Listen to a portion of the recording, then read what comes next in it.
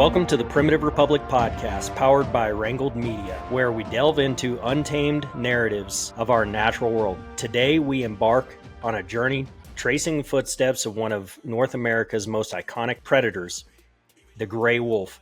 From their historic eradication to the controversial return in Colorado, we explore complexities of coexistence and conservation.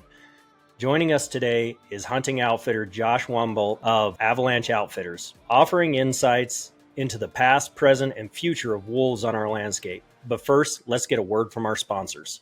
This episode of the Primitive Republic podcast is brought to you by 6am Outdoors. Ultralight gear built to go the distance. Whether you're chasing bugles in the backcountry or grinding out miles on a solo trek, 6am keeps your pack light and your mind focused. And with a lifetime guarantee, you're not just saving weight, you're saving money. Rugged, reliable, and ready, gear up at 6amoutdoors.com. That's www.viamoutdoors.com. Remember, adventure begins at 6am. Ready to level up your backcountry game? The Big Game Academy is where serious hunters go to get even deadlier. Sharpen or even begin your long-range skills education with distances over 1,000 yards. Learn to navigate without a GPS and master elk calling, game breakdown, gear selection, and much more from skilled professionals and military veterans. All under the wide-open skies of the Kia Grande Ranch in Pagosa Springs, Colorado. 4 days, endless skills. Sign up at huntskills.com and get ready to hunt with purpose. This episode is also brought to you by Invader Concepts, the Montana-made holster company that don't mess around. Built by hand, battle-tested, and backed by a no BS lifetime guarantee. These rigs are purpose-built for backcountry hunters and everyday carriers alike. I trust their Recon chest rig on every wilderness trip, and their Outlaw and Standard in the waist belt and out of the waist belt holsters keep me locked and loaded day to day. Quiet Ride Tech means all-day comfort, no clatter. These are the last holsters that you will ever need to buy. Head over to Invader Concepts and use promo code TPR to knock 10% off of your order. All right, Josh, great to have you on, man. If you would, go ahead and tell everybody, who you are, how you got into this whole space, as a voice for Colorado when it comes to wolves and stuff like that. So like I said, I'm Josh Wamboldt. I appreciate you having me on here. I'm the owner of Avalanche Outfitters in Redstone, Colorado. I bought into that business in 2016, officially paid it off in 2020, kind of when this whole wolf thing really started, coming about. So I basically bought into the business before I even had any thoughts of wolves in Colorado, and then all of a sudden, here's another hurdle, trying to pay off loans and keep horses fed and keep outfitting and going. And then all of a sudden, here comes a ballot initiative for wolves in Colorado. And me and a guy on Facebook started a wolf introduction facts page that we are basically just trying to show what Prop 114, which it was initiative, I can't remember what it was, 117, I think, what it was about and how they were kind of using it as they weren't giving out all the information. They were giving you what you wanted to hear, but not everything. And so we kind of ran with that. And then after the wolves came in, or, they got voted through, it kind of died for a while. Everybody just kind of let it go. And all of a sudden, when we had wolves hit the ground, it just hit the fan and everybody went nuts. So I jumped on board as much as I could. I was trying to do everything I could to get the word out. And I just more people started calling me, asking me for more information, all that kind of stuff. And I figured once that started happening, if I was going to lose my business due to wolves, I might as well do something that I could fight against them as hard as I can. So, right, and make as much of a dent as I could. So that's kind of what I've done, and I've kind of I know there's a lot of ranchers out there that don't have, YouTube and TikTok and all that stuff. So getting somebody with a voice out there for them was huge. I mean, all the cattlemen I know, I don't think a single one really uses Facebook at all. Um, they might, their wives might, or their kids, but even their kids, some of the kids I know that are younger than I am, don't even have Facebook or TikTok or anything. So, um, yeah, just trying to get that word out, and fighting for the outfitters and stuff, and doing what I can, because I spend 6 months in Arizona where we're kind of slower, so I have the time to sit down and research this and look into stuff and document and all that. So I just kind of went full bore, and now that it's coming into summer, it's going to be a little tougher for me because now I'm going into my busy season. So I'm going to still do what I can, but it's tough to just let it go. So I'll do what I can and have to set aside time for it. Yeah, sure. So let's kind of start from the beginning. So a lot of people kind of have this misconception that everybody on the hunting and the livestock space is, or on the livestock and hunting side, is completely anti-wolf on all fronts. We just hate wolves. We want to eradicate them, just completely get rid of them. But let's kind of stop, and that's the way it used to be in history, right? The cattlemen and stuff like that, they wanted to eradicate all predators that was messing with their livestock, right? Right. Yeah, um, that's yeah. I mean, yeah, and that's what it's carried forward now. Back in, yeah. I mean, the government put out bounties on wolves back in the 20s, 30s, 40s, all that stuff to eradicate the wolves because they were they were messing with the livestock industry and the hunting industry. And part of the hunting industry, the problem was we went out there and we were overkilling everything before we had big management plans. So yeah, the government started this, and now, I mean, they went through some pretty nasty techniques to kill wolves. From what I've heard, I mean, it was however you could kill them, go into the dens and kill the pups, cyanide Hmm. poisoning, um, trapping bounties. I mean, it was up to in the 30s, like $15 a wolf if you turned it. Jeez, So that's a lot of money back then. yeah, exactly. So it turned. I heard stories of some guys over in like Eagle, Colorado, that were bringing in 20 to 30 wolves a week. Holy cow. Yeah, you'd live pretty well doing that. Right. um, well, you had mentioned cyanide poisoning and stuff like that, but one of the things that a lot of people don't realize is that was by wildlife services, through, it was a government, it still is actually a government organization that um, that quietly goes and eradicates problem species, right? And that is actually still going on. There was a video, I don't know, it was a few years back, where a kid and his dog were just walking around. I think it was in Idaho, and his dog came across one of those cyanide traps and ended up killing the dog, and uh, nearly killed the kid. I mean, this was not long ago, maybe 10 years ago. So wildlife services is still actively out there, not nearly to the extent that they were back then. So a lot of people just really don't realize that. Um, and one of the things too that people just kind of turn a blind eye to is anytime we have human wildlife conflicts, they go out and they take care of these animals.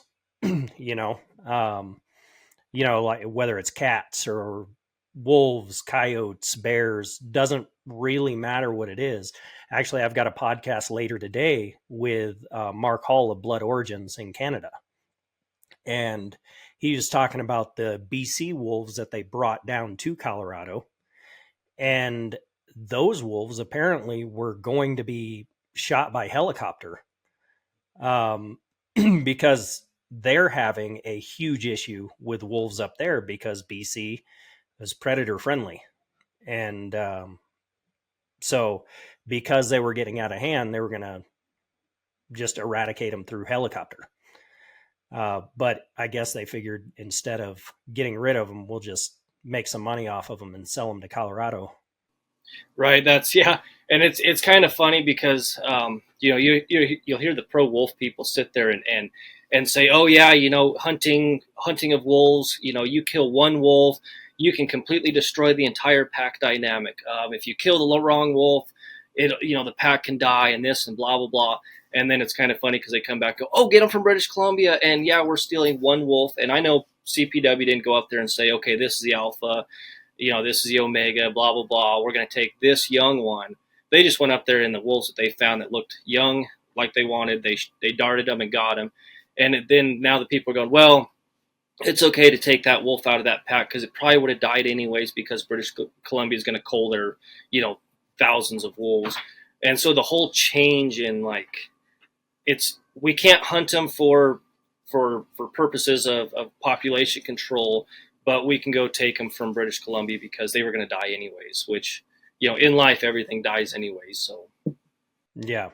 So how did the whole reintroduction thing start? And I'm talking in the reintroduction into the United States, not just Colorado. So let's kind of go from, broader and then narrow it down to Colorado. so the reintroductions, I mean, it was basically just once the wolves got put on the endangered species list. Um, it's, in my opinion, kind of a weird subject because you got a wolf we've technically got four different subspecies of gray wolf: Occidentalis, Arctos, Bailey, and Nubilis. Those are the four now. There used to be 24 subspecies of wolves, and in the late 70s, they went from 24 down to four. And I think part of this was a change in the government of going from anti-wolf to kind of a pro-wolf deal. Um, Maybe a change in mentality over it, and so they narrowed these down. And my belief is that they could take a wolf from almost anywhere out of those four subspecies and put them anywhere in the United States, and they would still be within range of the subspecies of gray wolf. So there was some states that didn't even have reintroductions.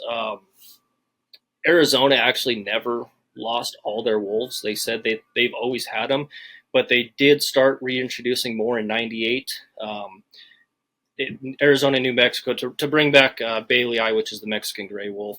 Other states like Idaho, Montana, well, mainly, yeah, Idaho, Montana, Wyoming were Yellowstone, obviously. That was their main goal.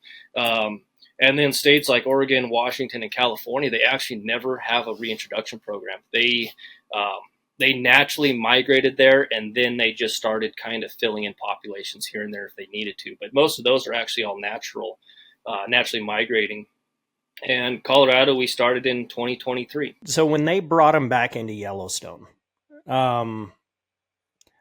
what were the ecological changes that they claim happened with the wolf being reintroduced into Yellowstone? I know it's a broadly cast narrative, although I don't necessarily believe all of it. I do think there are maybe some things that they say possibly were changed because of a trickle down. What do they call it? A Tropic cascade. Yeah. But I don't necessarily agree with all of it, and I think they kind of spin the narrative a little bit. But what are some of the tropic cascades that they claim happen with these wolves? So their biggest thing was the elk population was getting overpopulated. It's now getting harder to actually find what the elk population was in that time. I've seen it from the Yellowstone Park officials say it was 35,000. I've seen it down to 25,000, prior to 1993. And they used to actually come in and do like a 10% coal hunt to veterans and kids and stuff, which was around 3,000 to 3,500 elk killed every year. Harvested. Sorry, I do hate saying killed, but they were harvested and all that. So one of the issues that they had was that the elk were, in the wintertime getting down into the river basins and stuff, and they were eating all the willows, and they were killing the willows and eroding the river banks and stuff, and the beavers had to move out because they had no willows to build their dams with and all that kind of stuff.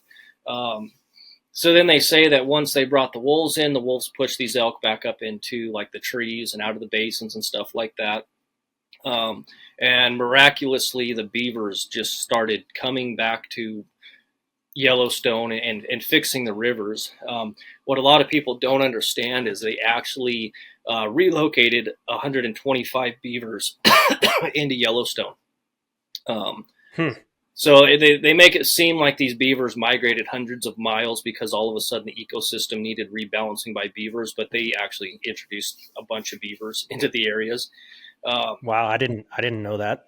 yeah, that's one of my things that I always laugh about when they say, "Well, the beavers came back." No, they were placed there again. So that was, you can't really say the wolves fixed that. They when they brought them in, and so Well, they did the same thing in Idaho too. They actually airdropped beavers into Idaho. right, yeah, into those high basins and stuff like that where they thought they needed them. Um, and I actually have a friend in Yellowstone that goes there frequently.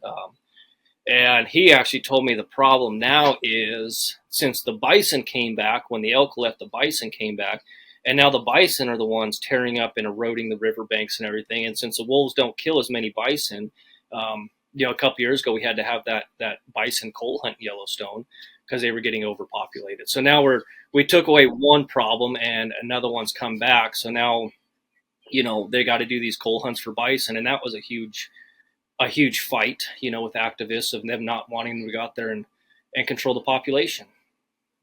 Right. Well, and that's another issue all in itself, right? I mean, we go to Yellowstone almost every year. It's only a couple hours away from me. And they do have in the greater Yellowstone ecosystem, and this is something else that people just don't understand. The greater Yellowstone ecosystem, all of these different ecosystems, you've got the Greater Continental Divide, the Yellowstone ecosystem, the Bitterroot ecosystem, all these different ecosystems, right? Well, it's just not Yellowstone. Like it's not Yellowstone National Park. It's actually much, much bigger than Yellowstone National Park. It extends all the way up just south of Bozeman. So it's a huge, huge area. And a lot of that area is able to be hunted because it's not considered in the park. Now you do have a boundary. I want to say it's 1 mile. You can't hunt like 1 mile away from the park boundary or something like that. I don't know. I never hunt down that close, um, but that entire ecosystem, the bison will come north to escape a lot of some of the winter weather and stuff like that. And they do a hunt, but it's a draw hunt. And really, they don't give that many tags away. But if you go through Yellowstone, the amount of bison that you're going to see, I mean, if you don't see bison, you're blind because, I mean, they're just freaking everywhere. Which cool, they've got a they've got a whole history too of being basically eradicated and all that kind of stuff. It's cool that they were brought back, but it's that is also another complicated problem. Um, People, I haven't heard of anybody hitting bison, with their vehicles and stuff like that. But um, man, if you've ever been around cattle, right? And you see what cows do next to a creek or a river, multiply that because bison are bigger and they just and they're okay. They're more okay with being in water than cows are, and cows really don't care that much, you know. So, um, so yeah, they will wreak havoc on a bank and stuff like that. Yeah, they're definitely a big animal, and they weigh more than a cow. I mean, you got to think just about every one of them, even the females, weigh more than your average bovine on the mountain. and and the wolves, they just can't. I mean, they say they kill some here and there, but I've seen the videos of them. They flip the tourists and then they flip the wolves too. It's kind of funny to watch. And um, Yeah, up here we've got little stickers and stuff that we put on our vehicles and everything. It's like bison 1 and tourist 0 and like all kinds of stuff like that. So it there's a lot of anytime we have to get involved with bringing a species back, or um, maybe a species going, or something like that, there's always some sort of ancillary impact. So how do we isolate the impacts of wolves, um, with such a complex system that we have going on right now with urban sprawl and human wildlife conflicts and all that? that's so tough. Like my biggest worry, like here in Colorado, we have such a high recreational use type of thing. The main trails outside of Aspen, where they released 15 wolves, are some of the most used trails in the country. And I mean, we've got so many 14ers and stuff, which they say the wolves won't go up that high, but that pushes them down into all of our ranch communities, in the valleys, where they're sitting right now. I still have kind of like reports of some down sitting in cattle country.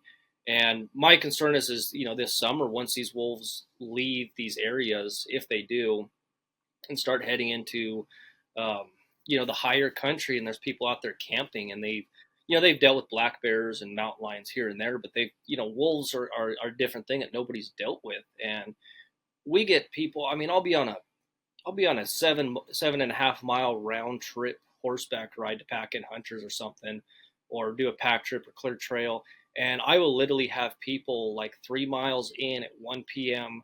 with one water bottle and saying they're going to make it to the lake, which is 10.5 miles. Um, Oh, geez. they don't know what they're getting into, and it's like, hey, it's 1 o'clock. You're going to start getting storms here in about 2 to 3 hours. Just turn back now because that's all the water you got. And they, a lot of them, they'll go, oh well, we thought, what the when we got on the website, it says it's a moderate trail, and it's like, well, yeah, it's kind of a moderate trail, but moderate to like they're basing it off of the Forest Service person that probably hikes every trail in the state, and says, they're an avid hiker, not, to the average person from Denver or something that wants to come up on a hike, that's more extreme to them, and with the sprawl, I mean, just where they're looking at building more stuff and expanding and everything, it's basically it's the same thing as the problems we're having with bears. We're expanding into their backyard, and we're having more and more issues. My county last year was number one in the state for bear conflict, and There was one that just happened. A guy just got killed off his front porch by a black bear. yep, This happened, I think, yesterday. okay, yeah, and I it's just getting, and we get, and the mentality now is, we have to respect the bears and respect the wolves, and we're in their backyard. And my opinion is okay, well, the bears and wolves and all that have hundreds of thousands of acres of wild to go roam. My little 60 by 80 backyard, they can stay out of. And I'm on a bear coalition in my county, and the way that people just let the bear sit in their backyard and just hang out, it's like you're going to kill a bear. And we've had people feed them, don't pick up their bird feeders, don't do their trash right, stuff like that. It's going to happen with the wolves. The more we expand out, they're going to start getting into towns. The day after release of the wolves in Pitkin County, one wolf traveled several miles, and he was literally about, for where the ranch he was on was 300 yards from an elementary school. Wow. Holy cow. Well, and like you just said, the issues that you guys are having with bears, you guys are having problems with black bears. We're having problems with gangster bears. I mean, we got grizzlies that that tear people up and stuff like that. And I've had 4 friends that have been attacked by grizzlies. One just died a couple of years ago. from being attacked. And granted, all of these people were out in the wilderness, but these bears do not respect people. Um, and the same sort of thing happens. Like the lady that was just um, killed in Orlando, she was dragged out of her tent. Uh, did I say Orlando? It was Ovando, not Orlando. Um, so yeah, she was right in town, and this bear dragged her out of her tent and killed her. Um, so when wildlife does not fear people, and they don't have a reason to fear people, um, it creates some really nasty conflicts. And the conflicts aren't just that they're dangerous. The conflicts can be, with with your animals. They can be with your buildings. Every single year, I see when bears come out of hibernation, grizzlies are tearing up people's cabins and all kinds of stuff like that. There's a video of a freaking giant. I mean, this thing looks like a Volkswagen, where he's rubbing up on this guy's pump house, and he like rips the eave off of this guy's pump house. Um, I mean, the conflicts are not just because they're dangerous. It's because they are in places where they shouldn't be. And conversely, we're also just expanding out. Our population is getting bigger and bigger and bigger, you know, and there's less and less place for those animals to be able to roam. And I think I read that wolves have a anywhere between 50 and 1,000 mile territory, depending on food sources and like all kinds of stuff like that. Well, I mean, 50 miles is a lot. You know, can you imagine 300? You guys just had a wolf die, I think, in the inception of the reintroduction. That was they traced from Minnesota, I think it was. Yeah, I came all the way from Minnesota and died in Elbert County, I believe, is where they found it dead, which is kind of eastern Colorado. Yeah. So what was the objective of Prop 114? Like, what was it that they were saying they were wanting to do? Obviously, reintroduce wolves, but um, what were they what were they saying versus what actually happened? So I mean, their main point was balance the ecosystem. Um, that was their whole push. Is since the wolves have been gone, our ecosystem's out of balance, and also conservation of ungulate herds. That was kind of their biggest thing. And the thing is you've got they went. Colorado's done studies on this since 1993. CPW has about the effects of wolves back in Colorado, and every time the biologists at Parks and Wildlife, which this is their job to manage wildlife herds and everything, they said we just don't feel that the wolves are going to be beneficial to Colorado as far as livestock, wildlife, the ecosystem. We just don't think it's working. And they did like 4 studies, 93, 2000, 2005. And then I think in 2016 or 2015, they did another one. And that's when Rob Edwards with the Rocky Mountain Wolf Project came to the Parks and Wildlife again in 2016 and said, we want wolves back in Colorado. What do we got to do? And they said it's not conducive to the populations and the ecosystem. And that's where they decided, well, let's make a ballot initiative and let's let the voters decide. And that's how it got pushed through. Once they made it into a ballot initiative, CPW had to close their mouth. They could not give a pro, negative, anything. They had to shut their mouths and just let this go through. So then they basically took the experts that are paid to do their job and have been many of these guys. I'm sure there's been guys in there for 30 years doing this, and they just nixed them out of it. And that's how they got it pushed through, is go to the feelings and the mentality of the average voter and see what they wanted and give them the balance of ecosystem, stuff like that and all that. They went to I don't want to say uneducated, but I like to say undereducated average voter of wildlife, and basically tug at their heartstrings to say we want wolves back, and the populations are, we just can't regain them in other states and they're still endangered and all this, and that's how they kind of got it pushed through. A lot to unpack with that because I live in one of those states where they say that they couldn't bring them back, and in some of these areas, I mean, they have absolutely ravaged. In the Bitterroot, like in the Bitterroot range, they said that they're down to, I want to say it was like 1,600 elk from like 17,000. In the Flathead Valley area, they're down to, I want to say it was less than 1,000 elk, something like that. That's not far from Glacier. It's right outside of Glacier. I mean, it's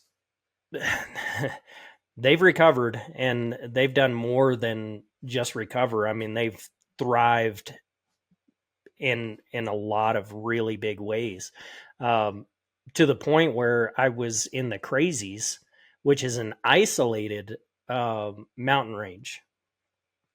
You've got big flat areas all the way around. They don't connect to another chain of mountains. And this was a couple of years ago. I had wolves in my camp kill coyote. Like, they literally chased a coyote through my camp and killed it right outside of my camp. They're just, they're a different animal. But do you think that the way that they did it, man, so many questions. So when they decided to put it to a ballot initiative, how much money do you think was getting put in the pockets of the politicians by these wolf crazed companies, NGOs? Oh, to tell you the truth, I mean, here's the biggest thing is our governor, Jared Polis. His husband is a very, very outspoken animal activist.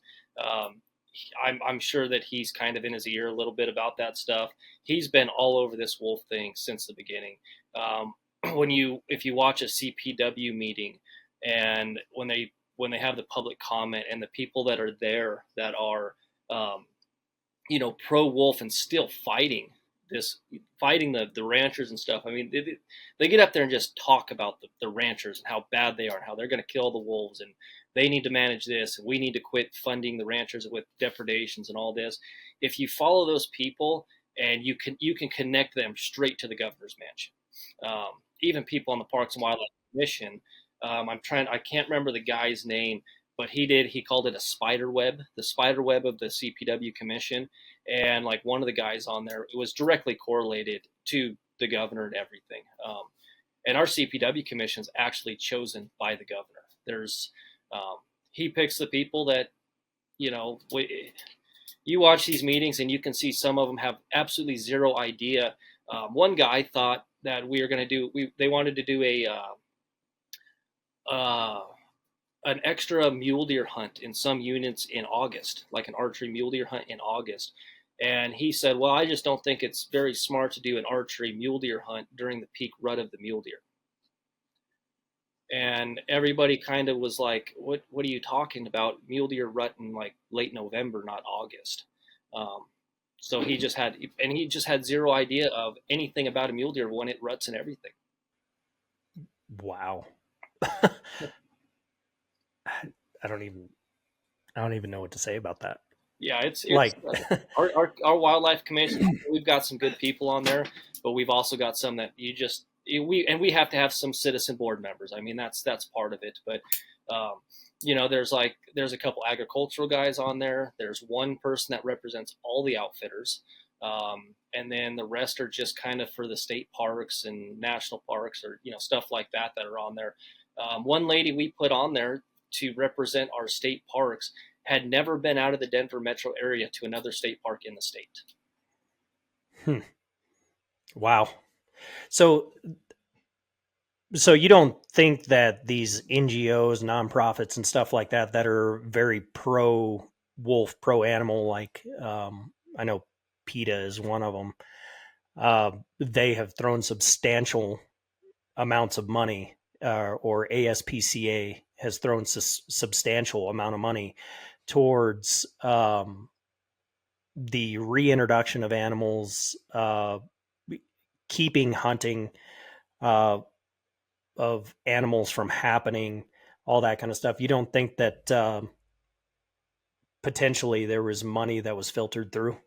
Oh, I think there was money filtered through. For the introduction efforts, like places like Wild Earth Guardians spent millions, or gave them millions to spend on advertising and stuff, and they were smart. They advertised the I-25 corridor. The people that will have no idea or never be affected, and that's where our votes come from in this state is I-25. So they focused over there. I mean, they rarely came to the Western Slope ever to even talk to people, and if they did, they came to places like Aspen, Telluride, the resort towns where it's kind of a heavy Democratic county, and that's where they focused their stuff on, because they knew if they got those uh, you know those votes there, that they would win this easily. And actually, I mean, they didn't really win it easily. They had a very tough shot, and I've actually spoken to so many people that said, I wish I would have voted differently, just because now that it's happening, and what they told us is not what we were kind of promised. So what are the things that they promised versus what's actually happening then that's different, that would make them change their vote? Well, one of the biggest things, a lot of these people are finding out that the transparency of what they're doing with these wolves is becoming almost non-existent. Um, we have the depredation claims for ranchers and stuff like that, the indirect loss and the direct loss. But the thing is part of the initiative was that ranchers would not have to change their day-to-day operations to deal with this. And now it's coming down to the point that these ranchers have to literally, put up flagery and hire more range riders, and do all this non-lethal stuff. That's just, it's working, but it's not. And they're having to change our day to day. And I mean, there's literally people out there going, well, maybe we should take off all the grazing permits on the Forest Service, because if they can't manage their cattle on the Forest Service, and they're going to have hundreds of thousands of dollars in losses, then it's the rancher's fault, and that we shouldn't pay them for that. Which to me is, these ranchers, they've been bringing in some people from Idaho and Montana that do this range riding stuff and do this coexistence. The difference is they run their operations completely different, and the Sierra Club's really pushing this, bringing these people in. And the thing is the way these people operate, they've got, one guy has like 3,500 acres of ranch land that he runs all of his pairs on all summer long, and sends his yearling to 2-year-olds on the mountain, which are easier to deal with. And then they do night penning, and pen them up at night, and then turn them out to the day, and then bring them back and all that. The ranchers that I work with, they can't do that. They have to grow hay for the wintertime. None of the ranchers that I ever worked for could have done that. It's just not possible. I worked with several ranchers when I was growing up, and there was no way that could have happened. They'd have, a few thousand acres or whatever, but some of those places was good for winter. Some of the places, like, you just couldn't do it in the winter. Like every single year you'd have cows or calves that would come back missing a foot, or missing ears, missing tails, all kinds of stuff like that, because it'd be frozen off, because it was just too harsh in some of those areas that we weren't able to gather them and bring them down to the lowlands. So that's the amount of space that it takes to even grow livestock, just the amount of resources and grass that they need, it takes a lot more land than people think it does. Oh yeah, and that's the toughest part. I mean, we put cattle on about 16,000 acres, and it's not like these other places that they're bringing these people that are saying, "Oh, this is how we do it." I mean, they've got the one guy said he can get up on a mountaintop and look over 6 miles, 7 miles, and we're going. Well, I get up on a mountaintop and I see 1,000 yards. And my cattle are in the brush, they're in the trees. We can't get up there and watch them. I mean, we could sit up there in a spot and listen for wolves to howl, but as far as me getting from point A to point B in some of these spots, I literally have to ride 6 miles down to the trailhead, drive up 2 miles, hit another trail, ride 6 miles. These guys can like just shoot across, in a way. And the area that I work in, it's just not feasible for us. And as far as night penning and stuff, then we have to go through. Well, here's the funny thing is if we want to start night penning, we're going to have the Forest Service come out and do a NEPA and an EIS, an environmental impact study of us putting our cows there every night, and that takes several years and a lot of money. And that's one thing that Colorado bypassed with these wolves was they did not do the NEPA and the EIS for these wolves because it was going to cost too much money and take too much time before they wanted to have wolves on the ground December 2023. So isn't that in direct violation of what their laws are? It is, yeah. Technically it is, and there's a group that's actually trying to sue the state for that. The Colorado Conservation Alliance has a lawsuit out there that they're trying to go after. It sucks that they have to go after Parks and Wildlife, but they do, because that's going to cost us our hunting tax dollar, our hunting license dollars and stuff for them to fight it. But they're part of it, and that's one of the biggest things. But they're going after the governor, the U.S. Fish and Wildlife Service, Colorado Parks and Wildlife, because they basically Jared Polis bypassed the NEPA process, and their claim was it's going to be too expensive and take too long. And they also know that if they would have done that NEPA and that EIS, then they would have came back and said it's not feasible. I mean, we're considered a non-essential experimental population. So how much money was projected for the reintroduction? So the first year, which was before the wolves got here, I think it was like 300,000, and that was covering stakeholder meetings and all that kind of stuff. Right now, the newest budget, they have it at 2.1 million a year. Wait, you said 300,000 was what they had projected? They projected 300, and then it was supposed to go up for money that they could use, and it's gone to, at one point I think they were trying to get 800,000, and it just keeps going up and up and up. And our state's in a huge budget deficit right now. I mean, the governor just cut $1.2 billion off of our budget for the state, and it's not enough. But he cut stupid stuff, like he took away from the road budgets and stuff like that to try to cut these costs. So he's cutting the wrong stuff. But I believe in the budget it's 2.1 million. So that's what's budgeted, but how much has been spent so far? Oh, I think we're over 4 million. Yeah, I think the last thing I had read was over 5 million. Yeah, after they went through, I can't remember off the top of my head, and I didn't write it down, but yeah, we're way over budget. It's been over budget since the beginning, and especially with these ranchers with their indirect losses. The one rancher was trying to get almost $600,000, and I think he walked away with $345,000. Which I know that was one rancher. That was one rancher. Yep. Jeez. And he also was trying to get another $100,000 for his outfitting business, because when they were trapping that Copper Creek pack, because they're the ones that caused all that money for his indirect loss and his direct loss, they were trapping that pack. They actually told him he could not perform his hunting operation in that area while they had trapping operations going on. What? Wow. So wouldn't that be a situation where the government would have to pay for that? I mean, that's a direct um, that's kind of like COVID.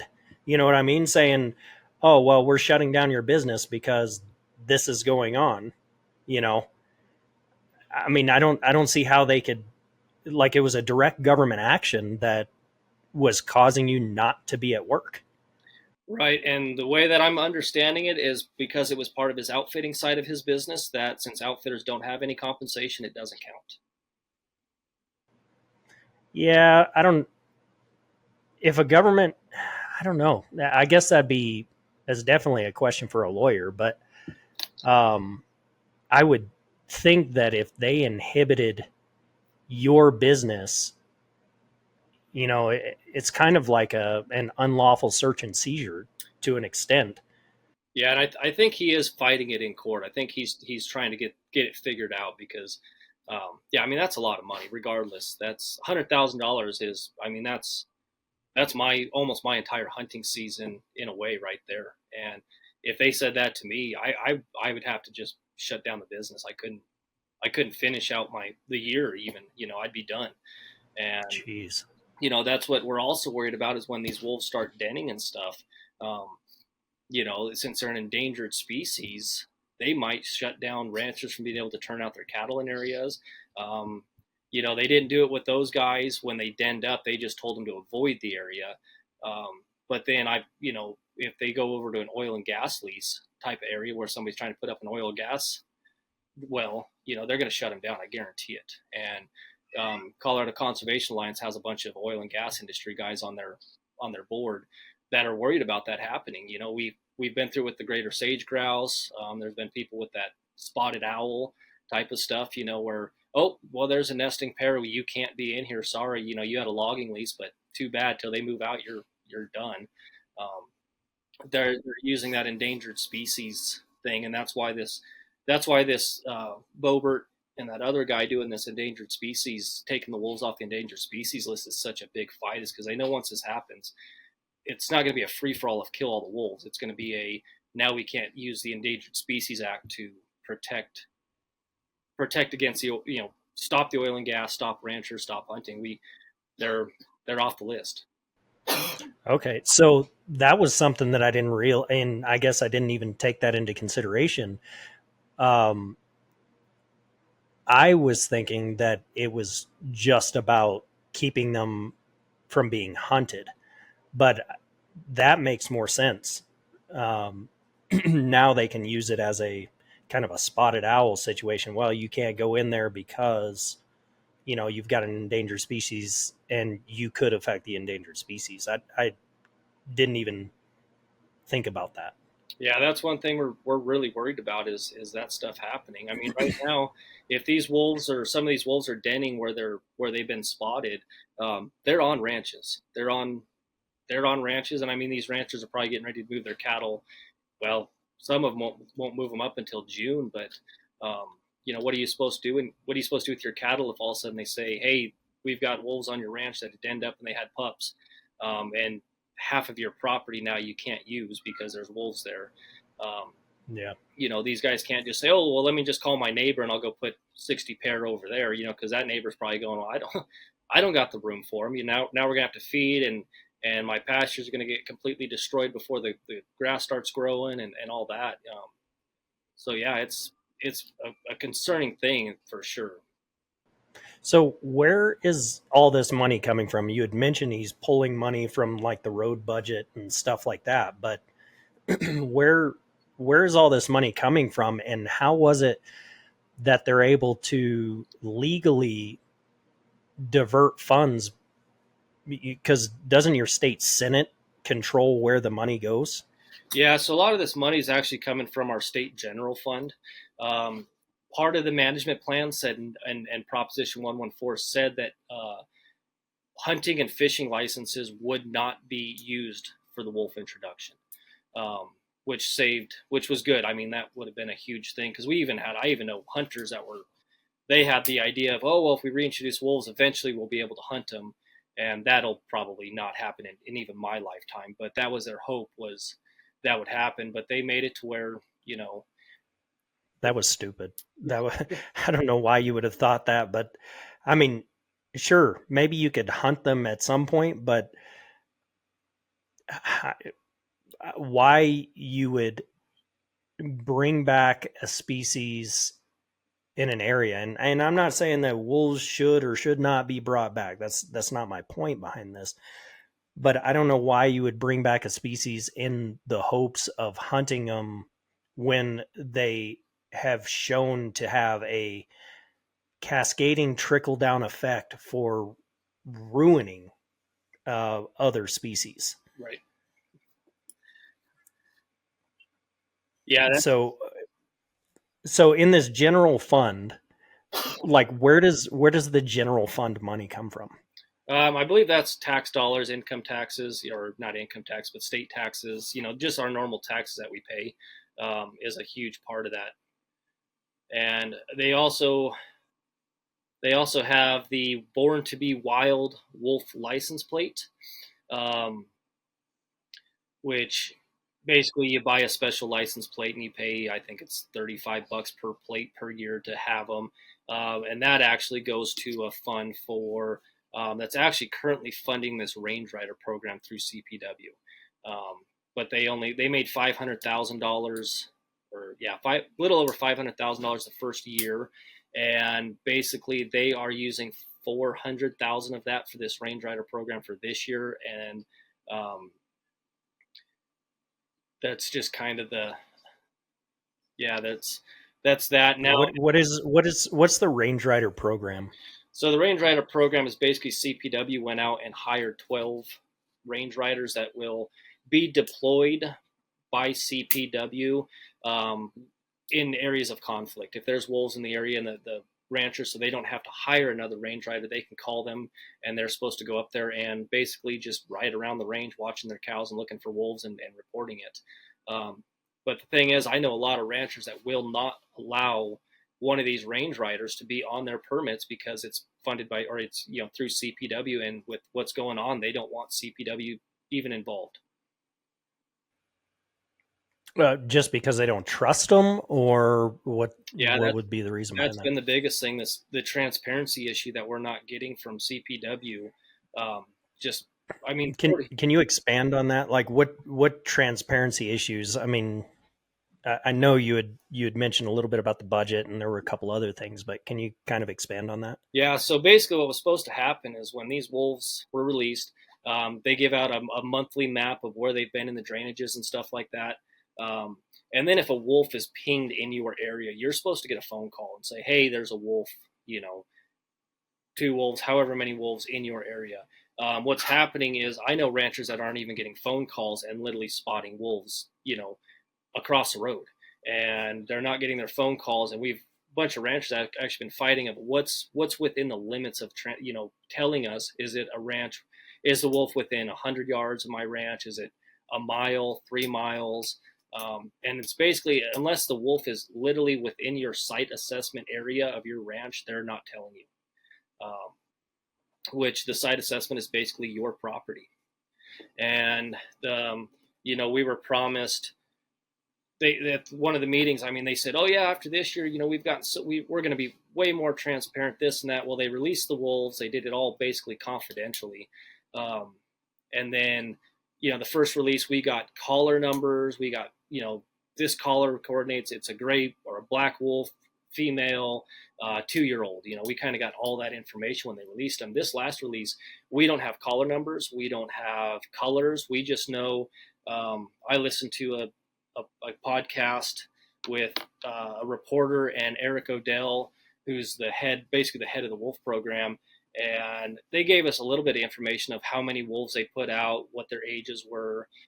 Their average weights were 90 to 115 pounds as yearlings to 5-year-old wolves, and they kind of went over the whole capture and everything in British Columbia. But we still, when we find out one dies, we know what the numbers should be. They obviously 25-14, that wolf that just died in Rocky Mountain National Park. I mean, 25 is the year it was released, and it's number 14 wolf. But so we know that that's 25 '01 to 2515 should be the wolves that they released from British Columbia. Um, the Copper Creek pack, we don't know what the pups collar numbers are. We know what the females is, but we don't know what the pups are, and we don't even know where those got released. Um, we just know that they got re-released somewhere. And um, like I've gotten pictures of a good friend of mine sent me a really bad blurry photo, um, and she was driving a semi up the road and looked over and seen a big collared wolf over there, 50 yards off the road, right across the road from a ranch. And when I talked to the ranch owner, they said, "Yeah, we weren't called that it was here." So is the lack of transparency with letting people know where these wolves are, is it the fear that people would just kind of take things into their own hands and shoot these wolves or something? Or what, like how many instances of that has happened? Yeah, that's their biggest fears. They're thinking that since what I mean, like we talked about in the 20s, 30s, 40s, 50s, ranchers took it into their own hands. They're afraid that the rancher's going to go out there and do the shoot, shovel, shut up, and all that stuff. Which every rancher I've talked to, none of them wants to go out there and kill these wolves illegally. They're afraid to perform the 10J rule, which gives us the ability to shoot a wolf that is actively attacking livestock. They're afraid to even shoot a wolf that is literally dragging a cow's hams out, because they know that when this happens, they're going to federal court and they're going to run them through the coals. It's going to be months and months and months of them fighting this. And like I've told everybody, I said, if you ever do this, if you ever have to do this, you better have the video documentation. You better have a scope that's recording it, or have somebody standing behind you videoing where they can see you, the cow, and the wolf, and you shoot it and it falls over dead, and it better have teeth in it. I was like, because otherwise they're going to run you through the coals, and they're going to do it regardless, and they're going to fight for their hundreds of $1,000 wolf that just got killed. And as far as it already happening, there's one wolf that had a bullet hole wound. And that's all we know about it. It was the Copper Creek male. When they captured him, Parks Wildlife came out and said, yeah, he had some injuries on his back legs. They gave him antibiotics and put him in the enclosure, and he died. Then they came back after they did their little necropsy and said he might have a bullet hole. So then they sent it to U.S. Fish and Wildlife Service. They came back and said, yes, the wolf did have a healed-ish bullet wound. They didn't say exactly, but they said it did have a bullet wound. But they haven't came back and said if that's was the cause of death, but they also said that the injuries on its back legs were coincided with another wolf attacking it, and they actually found another wolf's DNA. Every wolf that we have in Colorado that they have captured or relocated, they take DNA from it, so they know exactly which wolf did it if that was the truth. And it kind of pisses me off because there's $100,000 reward for that information on that wolf being shot. There was a soldier killed in Colorado Springs, and it was $15,000. So Jesus. In Colorado, wolves have more protection and are worth more as a life than any human. Well, it was the same sort of thing with grizzlies, up here. There for a while, it got really, really bad. I have a friend, and I did a podcast with him. It was a 3-part podcast where he was being attacked by a bear, a grizzly, and it was a crazy story. But Fish, Wildlife, and Parks was actually the one that released this bear with a broken foot and broken jaw, that had been in a leg snare for 10 days.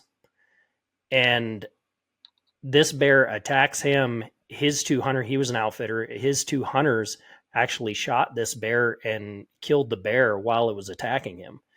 And it was a landmark case in the state of Montana. I believe it was in 95, or no, I think it happened in like 1985, and then, it carried on for a long time. But they basically tried to bury this guy, where they canceled his leases. They tried to take his outfitting business. Just all kinds of stuff. And then ultimately, Montana Supreme Court finally came out and said, no, you guys violated his right to self-defense. And they awarded him $117,000, which, after that long of fighting, he basically got nothing. Right. So yeah, I unfortunately know that's going to happen.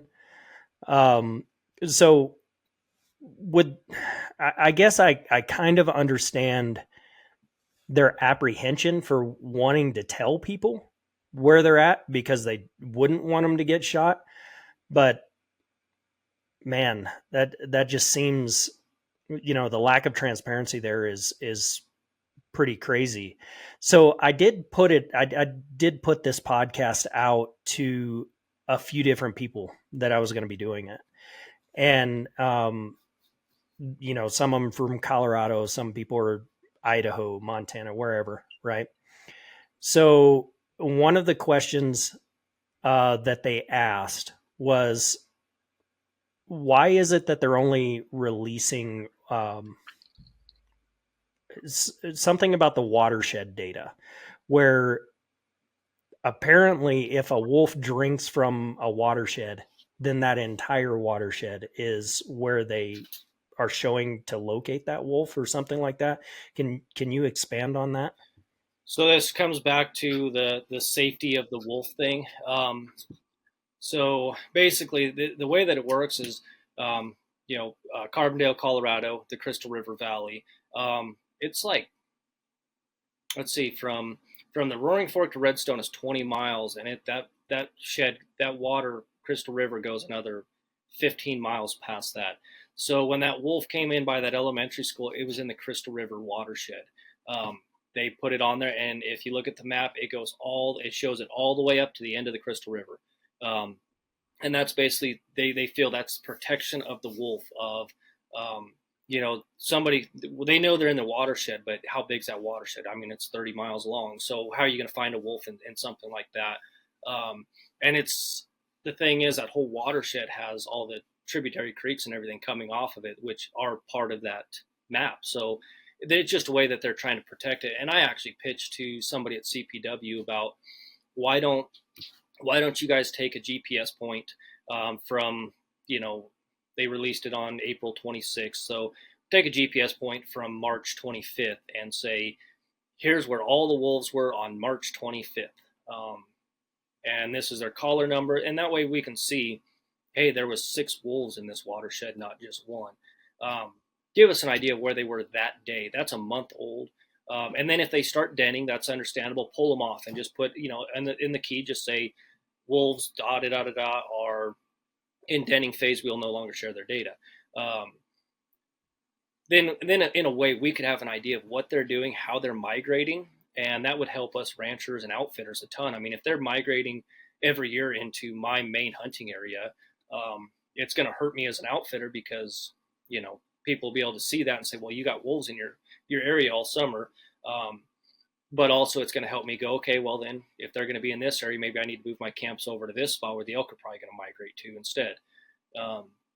We just kind of want the watershed map is just a way for them to make it as they consider that transparency is what the funny thing is. And it's not, it's just, all it is they're using that so that the average undereducated wildlife voter is seeing that Parks and Wildlife is doing all this to help the ranchers and all this and keep the people informed on the wolves. And that's all it's doing. The Front Range is sitting here going, oh great, look at what they're doing, all that.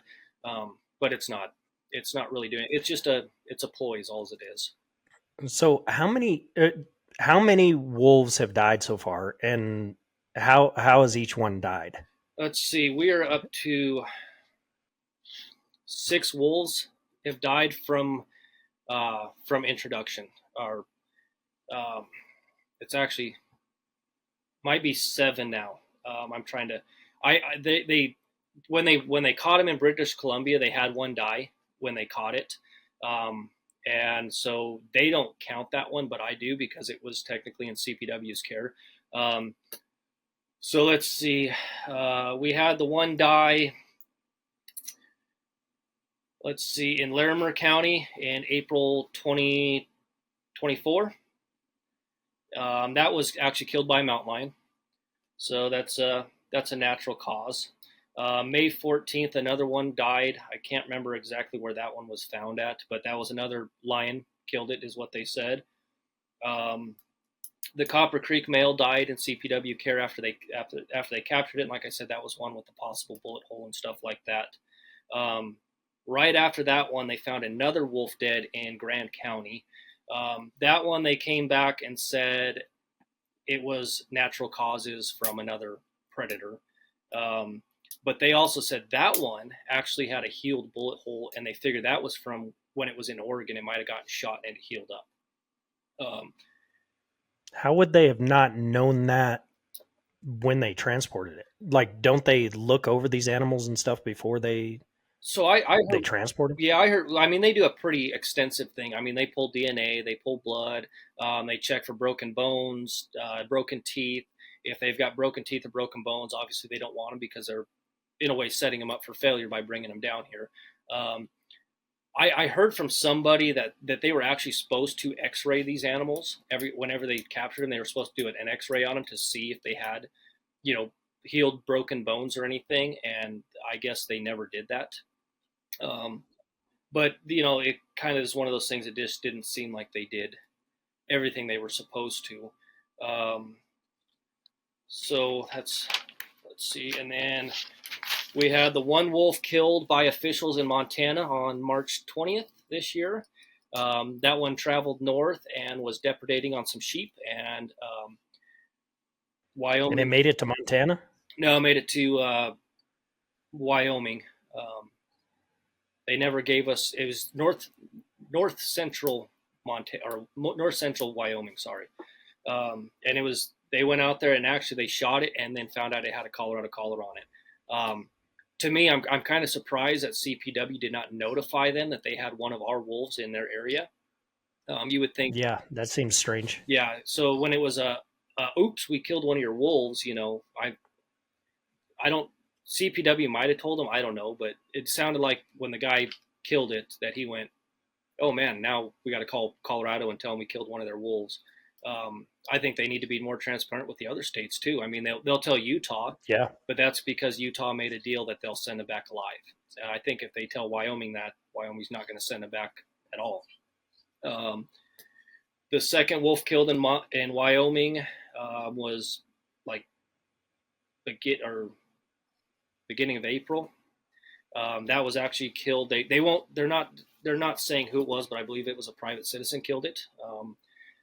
And that was in Albany County, I believe. And they basically sent the collar back, and then they said due to their laws in Wyoming, they do not have to say how the wolf died, why it died, or who killed it. So I'm guessing since they're not saying it was an official or anything, I'm guessing it was a private harvest. And then just a little while ago, they found one of the wolves dead in Rocky Mountain National Park. And as far as I know, nothing else has come out about that. I'm sure the body's been passed on to U.S. Fish and Wildlife Service for a necropsy, so that they can go over it and they'll figure out what's going on. The huge thing about that one is, probably those bloodthirsty hunters and ranchers killed it, and everybody's kind of laughing. If you know Rocky Mountain National Park, well, it's a national park. There ain't people up there just shooting and stuff. So I'm guessing it. I'm kind of in a way hoping it starved or something.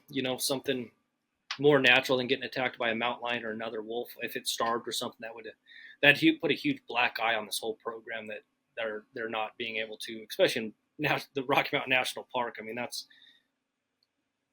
pretty game heavy with food sources. So yeah, no kidding. Good night. So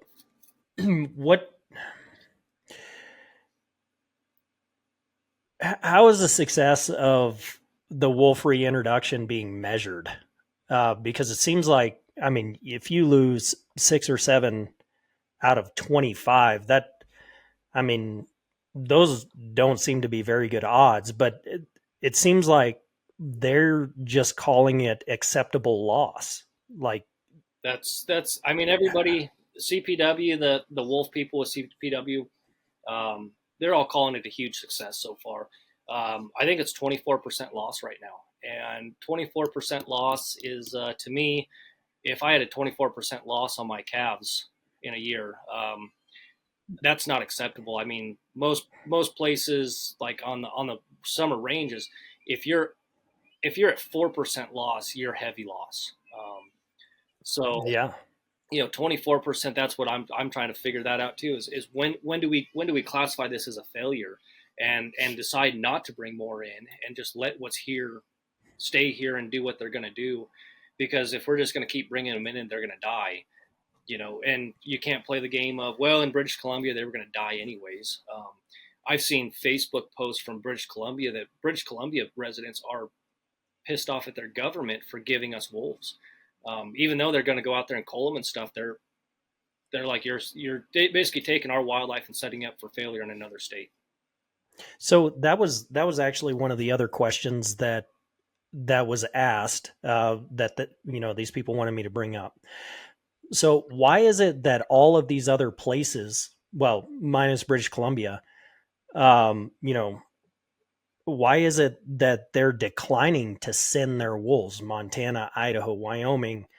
Why is it that all of them are declining to send wolves? It depends who you talk to on that. If you talk to our governor, he's going to tell you it's because of the ranchers.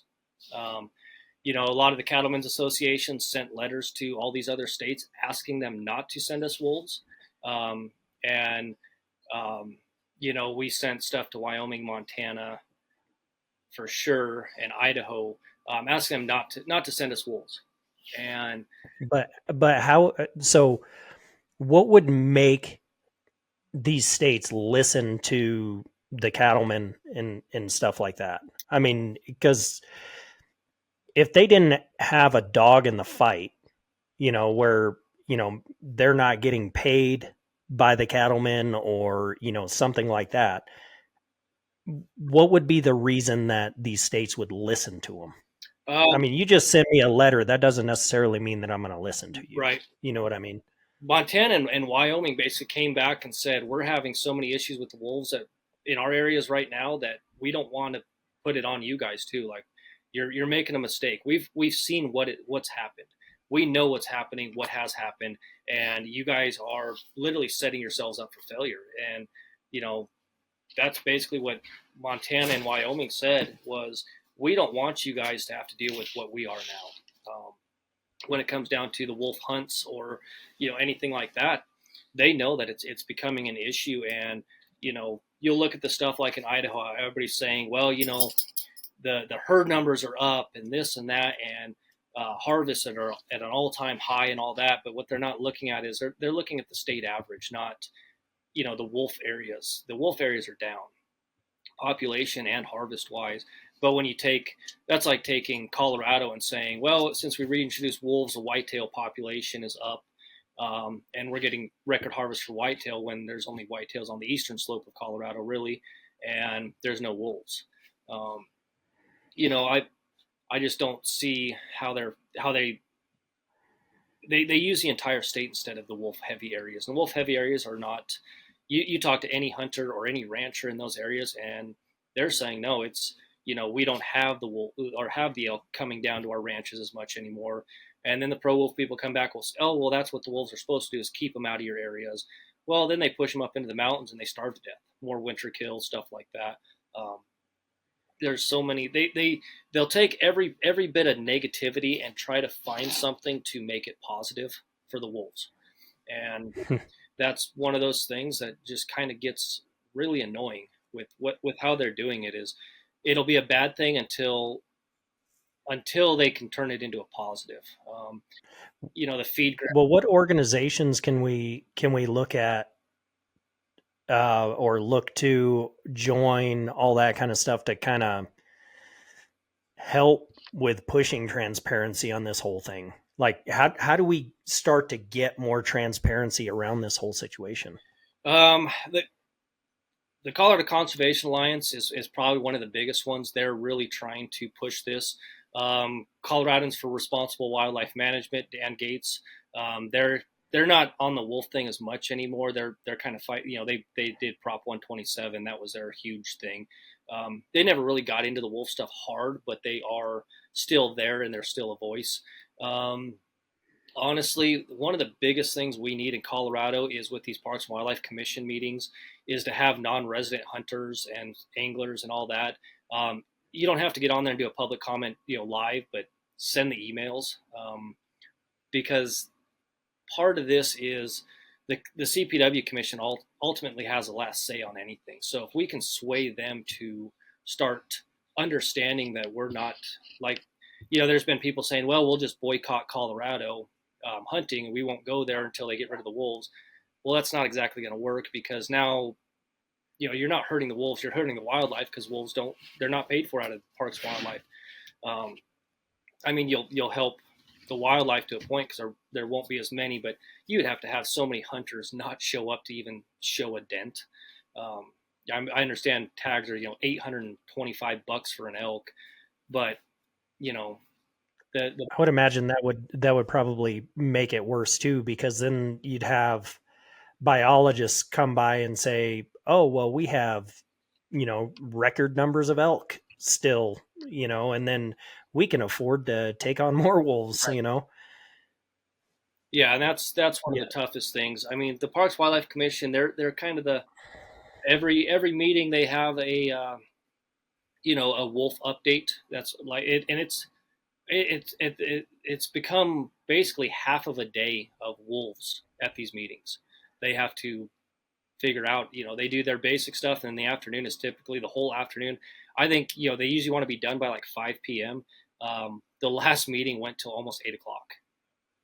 Jeez. And they'll cut down public comment. If you sign up to talk in person, they'll cut it from 3 minutes to 2 minutes, trying to get everybody pushed through. If you sign up for live comment, they will make sure you get in there.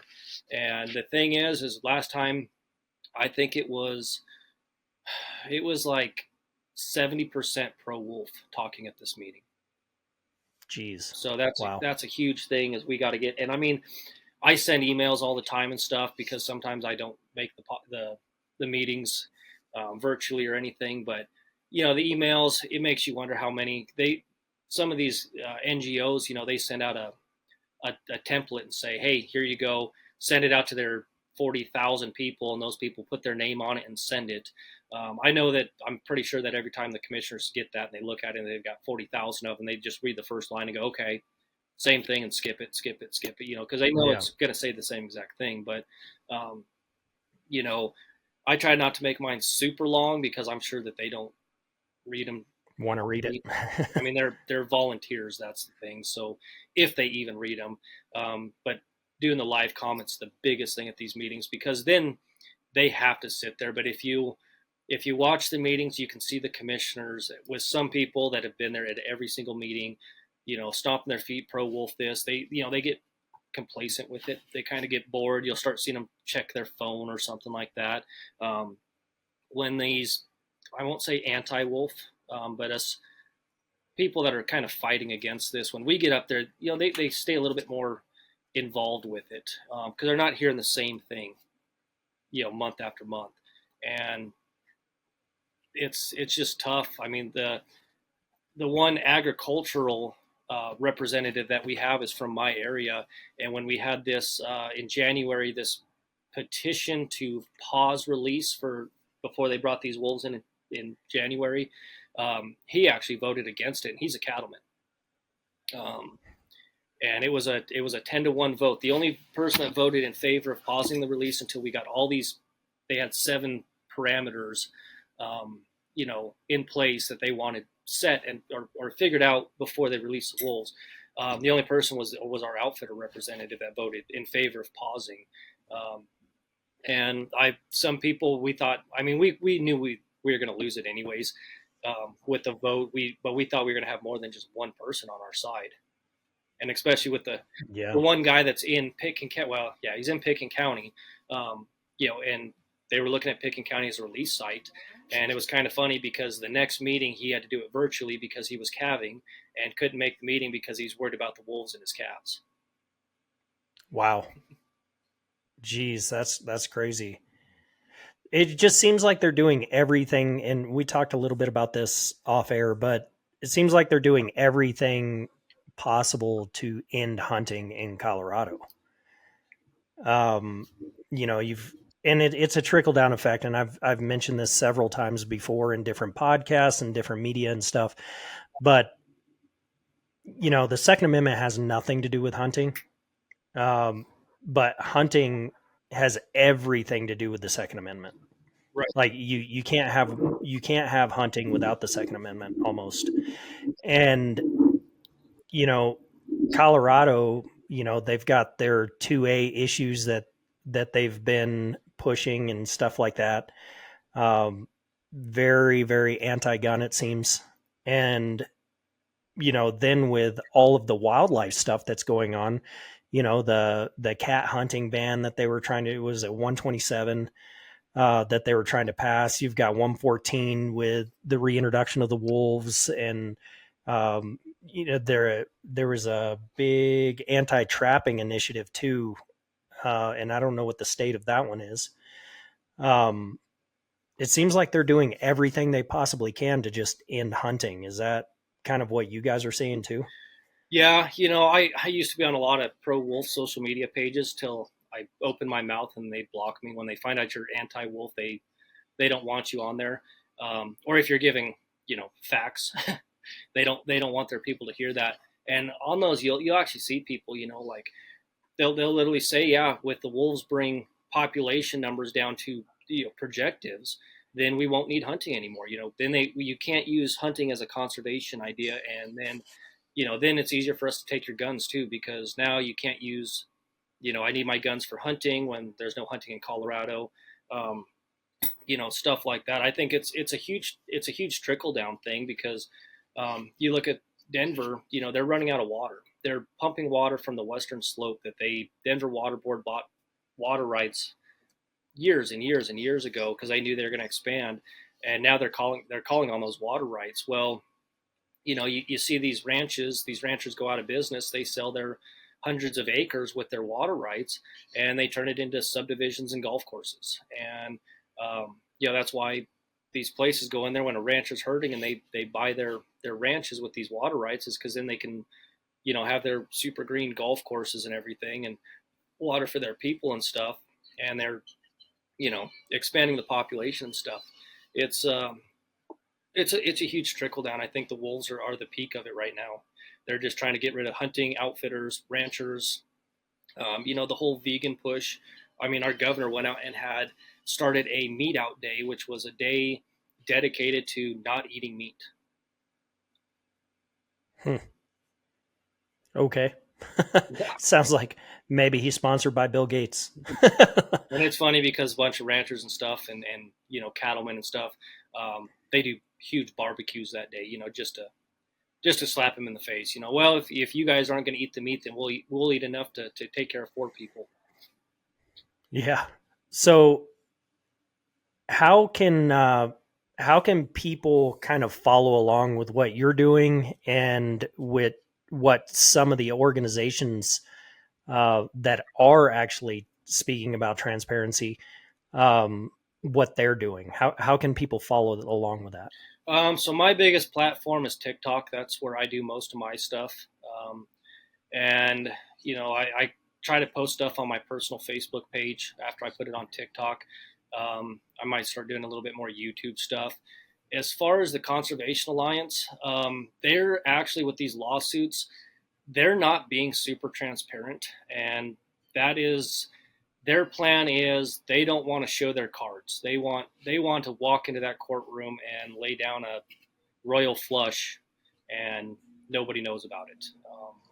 You know, they don't want to walk in there and lay something down and the opposition have a fight. They want to walk in there and lay it down, and they back the other side start stumbling on their words. You know, they're trying to they do stuff. Their website's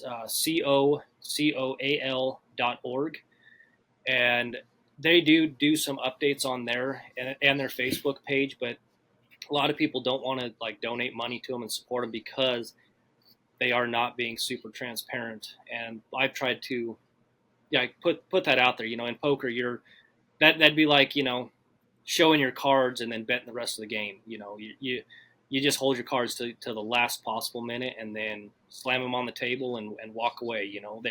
That's their plan.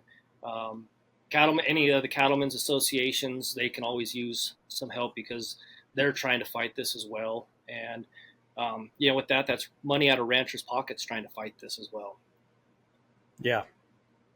Well, Josh, I really appreciate it, and I'll make sure that the links are in the show notes and stuff like that. But do you have any final thoughts before we end this thing? No, I think that's about it. All right, buddy. I appreciate it. Yeah, thanks for having me on. Yeah, thank you.